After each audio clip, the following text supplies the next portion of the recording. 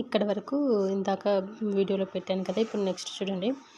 ముక్కులో శ్లేష్మ స్తరం ఒక పల్చని నీటి పొరను కలిగి ఉంటుంది. మనం వాసన చూసినప్పుడు గాలిలో తేలియాడే వాసన పదార్థ అణువులు ఈ పొరలో కరుగుతాయి. ముక్కు మరియు నాలుకపై రసాయన గ్రాహకాలు లేదా గ్రాహకలు సంకేత నాడీ ప్రచోదనల రూపంలో మెదడుకు పంపుతాయి.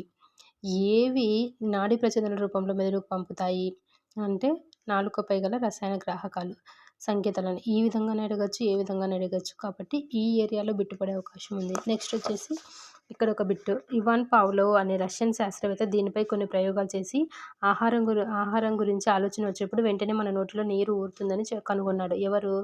ఇవాన్ పావ్లోవ్ అని మనకు తెలుసు కదా సైకాలజీలో. ఇక్కడ 10th క్లాస్లో కూడా ఒక బిట్ వచ్చింది. ఇదొకటి. పావ్లోవ్ జంతువుల ప్రవర్తనపై జరిపిన ప్రయోగాల గురించి తరగతిలో అదే ఇంతకుముందు తరగతిలో చర్చించుకున్నారు కదా ఇచ్చాడు. నెక్స్ట్ వచ్చేసి చూడండి. జ్ఞాన కణాలు. నాలుక ఒక జ్ఞానేంద్రియమని ఇది ఒక బిట్టు. నాలుకను అంగిలికి నొక్కి పట్టినప్పుడే మనం ఆహార పదార్థ రుచిని సులభంగా గుర్తించగలం. ఎక్కడ? అంగిల్ని నొక్కి పట్టినప్పుడే. ఇదొక బిట్టు. తర్వాత రుచి మొగ్గలు చిన్న గుళికలను కలిగి పైన తెరుచుకొని ఉంటాయి. ఈ రుచి మొగ్గలు నాలుక పైన రుచి మొగ్గలు ఉంటాయి కదా, అవి ఎట్లా అంటే చిన్న గుళికలను కలిగి పైనకు తెరుచుకొని ఉంటాయంట. వాటిలో రుచిని తెలిపే జ్ఞాన కణాలు ఉంటాయి.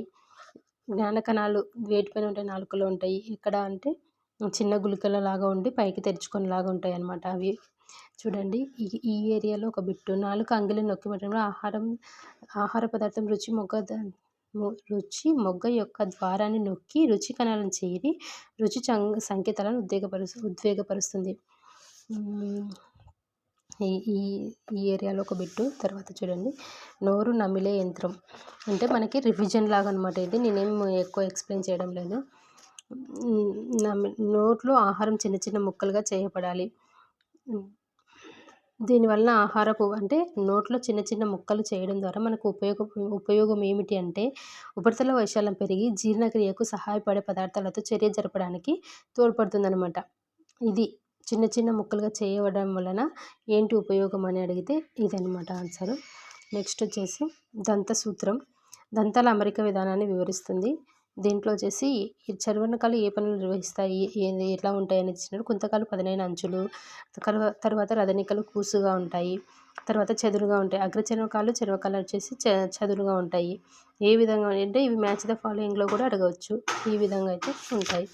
నెక్స్ట్ వచ్చేసి చూర్ణం చేయడం అనగానేమి అంటే ఆహారాన్ని నేరుగా మింగడం సాధ్యం కాదు కాబట్టి దంతాలు ఆహారాన్ని నమిలి చిన్న చిన్న ముక్కలుగా విచ్ఛిన్నం చేయడాన్ని చూర్ణం చేయడం అంటారు. నెక్స్ట్ ఇంకా ఉన్నాయి.